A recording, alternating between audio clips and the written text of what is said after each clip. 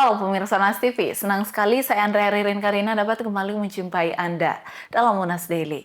Dalam beberapa menit ke depan kami akan menyajikan berita-berita terpercaya hanya untuk Anda. Pemirsa, Sekretaris Daerah Provinsi Sulawesi Selatan, Jufri Rahman, mengingatkan aparatur sipil negara, ASN, dan kepala desa untuk menjunjung netralitas pada Pilkada serentak 27 November mendatang. Bagi mereka yang terbukti melanggar akan disanksi pidana dan pencopotan jabatan. Pada pemilihan kepala daerah Pilkada akan digelar serentak 27 November mendatang. Di Sulawesi Selatan, selain memilih gubernur dan wakil gubernur, sejumlah kota dan kabupaten akan pula memilih kepala daerah mereka. Untuk itu, Sekretaris Daerah Provinsi Sulawesi Selatan, Jufri Rahman, mengingatkan aparatur sipil negara atau ASN dan juga kepala desa untuk tetap menjaga netralitas. Terlebih saat ini telah memasuki tahapan kampanye. Hal itu disampaikan Jufri saat menghadiri program Unhas Meet, salah satu program unggulan di Unhas TV. Ia menegaskan pentingnya kepatuhan terhadap peraturan perundang-undangan yang melarang ASN dan kepala desa terlibat dalam politik praktis. Dikatakannya pemerintah telah membuat surat keputusan bersama atau SKB tentang pedoman pembinaan dan pengawasan netralitas pegawai ASN dalam penyelenggaraan pemilihan umum dan pemilihan kepala daerah. Menurut Jufri, bagi mereka yang melanggar, terutama kepala desa akan dijatuhi pidana atau pencopotan jabatan. Saya kira untuk pengamanan kan itu menjadi tugas utama aparat. Kami di level pemerintah provinsi itu, kalau Pak PJ Gubernur itu selalu mewanti-wanti menjaga netralitas ASN dan netralitas kepala desa. Kepala desa jangan pernah menganggap bahwa karena dia dipilih oleh rakyat lalu tidak bisa diberhentikan. Kalau kepala desa melanggar, itu bisa diberhentikan. Karena salah satu yang dalam sumpah kepala desa itu adalah melaksanakan undang-undang dasar beserta peraturan perundangannya dengan sebaik-baiknya dan sejujurnya. Artinya kalau dia melakukan kegiatan yang tidak netral itu melanggar undang-undang. Sehingga tidak bersyarat untuk jadi kepala desa. Jadi ini menjadi warning juga, peringatan bagi sahabat-sahabat saya kepala desa, anggota APDESI, untuk tetap memposisikan dirinya pada posisi bijak pada garis tak berpihak. Jadi netralitas itu menjadi suatu kondisio sine qua non dalam rangka terwujudnya pilkada damai dan bermartabat. Netralitas ASN dan kepala desa kerap menjadi sorotan utama dalam setiap pemilihan, sehingga perlu dijaga kepercayaan publik terhadap proses demokrasi yang bersih dan transparan. Jufri pun berpesan dengan menjunjung netralitas, seluruh lapisan masyarakat Sulawesi Selatan bisa menjaga jalannya pilkada yang damai dan bermartabat. Komisi Pemilihan Umum KPU Provinsi Sulawesi Selatan telah menetapkan daftar pemilih tetap DPT Pilkada Serentak 2024 sebanyak 6.680.807 jiwa. Dari jumlah tersebut, pemilih laki-laki sebanyak 3.251.511 jiwa dan pemilih perempuan sebanyak 3.429.296 jiwa. Zulkarnain, Unhas TV. Pemirsa, pada gelaran Lomba Lari Geopark Maros Pangkep Ultraran 2024, Haidir Ali Lestaluhu berhasil finish pertama di kategori 50 km mile. Ia mengakui keberhasilannya berkat persiapan matang. Berikut tips darinya untuk pelari yang ingin mengikuti Ultraran. Haidir Ali Lestaluhu, peraih podium pertama di kategori 50 km mile pada ajang Geopark Maros Pangkep Ultraran 2024 mengaku bahwa dirinya melakukan persiapan khusus. Persiapan itu berupa long run sejauh 30 hingga 35 km setiap minggu, yang menjadi kunci kesuksesannya. Motivasi untuk mencoba kategori ultra berasal dari pengalaman lomba sebelumnya di kategori 5 dan 10 km. Ia juga telah mengikuti kompetisi lari 80 km bulan sebelumnya, yang memperkuat daya tahan fisiknya. Dengan persiapan tersebut, Haidir merasa lebih siap untuk menghadapi kategori ultra 50 km ini. Kalau perasaan saya cukup senang ya, soalnya ini pengalaman ultra pertama saya. Kalau persiapan saya mungkin setiap minggu saya long run-nya sekitar 30-35 kilo. Yang buat saya termotivasi karena sering kan lombanya kan cuma di seputaran kategori 5 kilo atau 10 kilo. Jadi yang bikin saya motivasi mau mencoba kategori Ultra 50. Kalau niatnya sih sudah juga sih, soalnya bulan kemarin persiapan saya juga mengikuti PON kategori 80 kilo. Jadi mungkin cuma sekedar menambah aja. Kalau pesan-pesan saya buat teman-teman lari yang lain, kalau mau mengikuti lomba dengan kategori ultra, ya tidak bisa kita ikut kalau kita belum mempersiapkan dengan latihan. Karena dengan kategori ultra yang cukup jauh, cuaca yang panas, jadi dibutuhkan daya tahan yang cukup. Tak hanya membagikan cerita kesuksesannya, Haidir juga memberikan beberapa tips bagi para pelari yang ingin mencoba ultramaraton. Ia mengatakan, latihan teratur dan konsisten menjadi hal penting menurutnya. Ini terutama latihan jarak jauh yang membantu meningkatkan daya tahan fisik. Haidir menekankan pentingnya daya tahan dan kesiapan mental untuk menghadapi ultramaraton. Ia juga menyarankan untuk menghadapi tantangan kondisi cuaca seperti panas terik dengan persiapan yang matang sebelum lomba.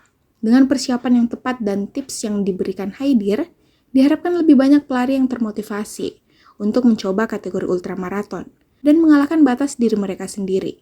Ultramaraton bukan sekedar ajang fisik, namun juga persiapan mental dan daya tahan yang kuat.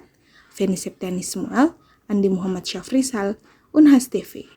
Pemirsa, salah satu kegiatan yang dimiliki oleh Korean Corner Universitas Hasanuddin adalah pelatihan bahasa Korea. Pelatihan ini terbuka untuk mahasiswa dan umum tanpa dipungut biaya alias gratis.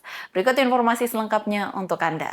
Korea Indonesia Cultural Corner merupakan pusat informasi mengenai Korea Selatan yang berada di Universitas Hasanuddin, tepatnya di lantai 2 Gedung Perpustakaan Pusat Universitas Hasanuddin, Makassar, Sulawesi Selatan.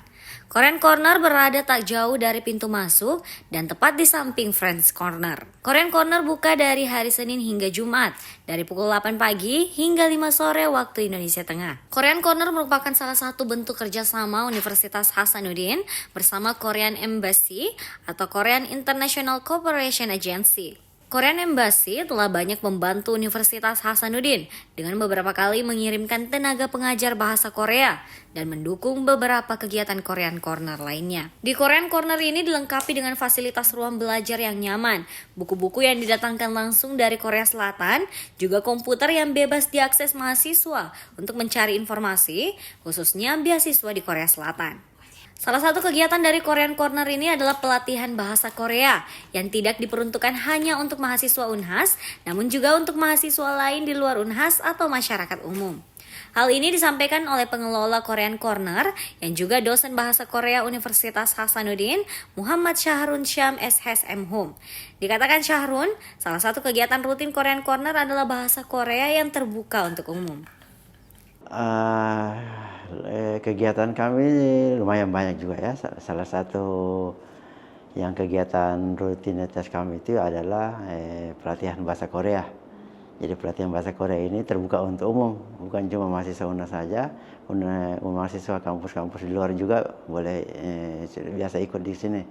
Pelatihan bahasa Korea ini memiliki waktu yang fleksibel dan tidak dipungut biaya apapun. Tak jarang, Embassy Korea atau Korea International Cooperation Agency dan Sejong Institute mengirim tenaga pendidik untuk bantu mengajarkan bahasa Korea di Korean Corner Universitas Hasanuddin. Saat ini Universitas Hasanuddin memiliki beberapa corner, di antaranya American Corner, French Corner, Iranian Corner, Germany Corner, Korean Corner, dan Pusat Mandarin. Zara Sabita Suceng, Andrea Ririn Karina, Unhas TV. Menjadi warga lokal Kelurahan Bululor, Kota Semarang membuat mahasiswa USM, Adib Naufal Anas, ingin berkontribusi dalam mewujudkan bangunan gedung hijau. Berhasil mengalahkan ratusan peserta dari seluruh Indonesia, membuat Adib dan tim berhasil menjadi juara nominasi dalam sayembara yang diinisiasi oleh Dinas Penataan Ruang Kota Semarang. Adib Naufal Anas, mahasiswa program studi perencanaan wilayah dan kota Universitas Semarang, menjadi juara nominasi dalam sayembara desain bangunan gedung hijau Kantor Kelurahan Bululor, Kota Semarang 2024, yang diselenggarakan oleh Dinas Penataan Ruang Kota Semarang baru-baru ini. Sayembara yang diikuti mahasiswa perguruan tinggi se-Indonesia itu menjadi awal dalam mewujudkan pembangunan hemat energi, ramah lingkungan, dan berkelanjutan. Adip menyatakan meskipun berasal dari PWK, ia begitu tertarik dengan sayembara ini dan mengajak rekan-rekannya dari jurusan arsitektur. Ia mengaku bahwa dirinya juga merupakan warga lokal Bululor dan ingin berkontribusi bagi daerahnya. Awalnya saya itu ikut, tapi kan karena jurusan saya itu perencanaan wilayah dan kota itu nggak bisa mendaftar, jadi saya ikut teman saya yang jurusan arsitektur. Nah, karena itu saya bisa mendaftar di sayembara ini. Oke. Nah, lalu dan juga karena kenapa saya ikut sayembara Bululor ini, karena juga tekad saya tinggal di Bululor gitu. Saya tinggal di Bululor dan kepengen ikut sayembara, tapi karena ke batas prodinya itu saya ikut ke teman saya. Saya paksa teman saya untuk ikut untuk itu. Lalu untuk ke depan waktu ikut sayembara, kenapa saya ngambil konsep Bululor Jaya itu, nama tim saya Bululor Jaya itu karena saya tinggal di Bululor.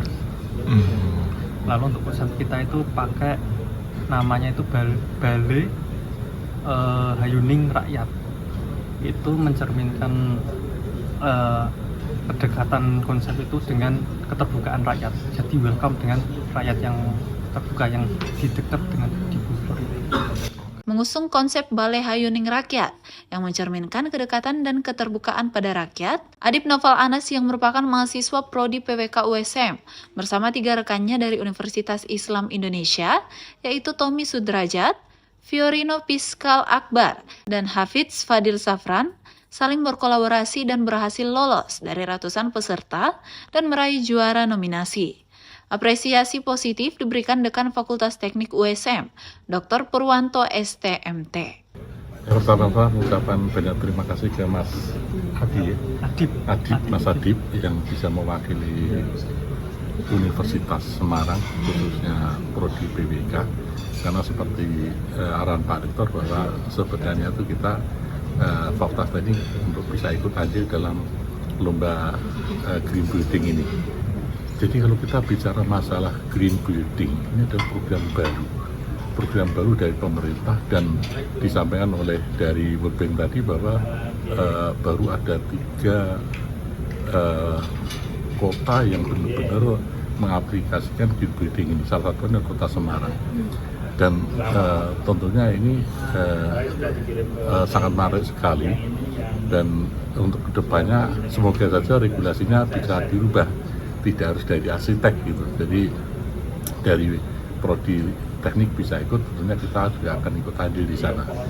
Dan bicara masa green building ini memang sekarang termasuk perwal juga sudah turun tahun 2019, dan baru kali ini tadi dari Pak Kepala Dinas di Staru menyampaikan baru pertama ini program ini dijalankan, dan kemudian untuk tahun depan ya regulasi itu berubah, kita siap untuk ikut andil dalam perlombaan green building.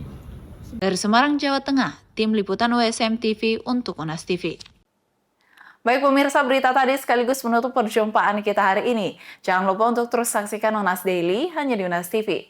Saya Andrea Ririn Karina mewakili kru yang bertugas, pamit undur diri dan sampai jumpa.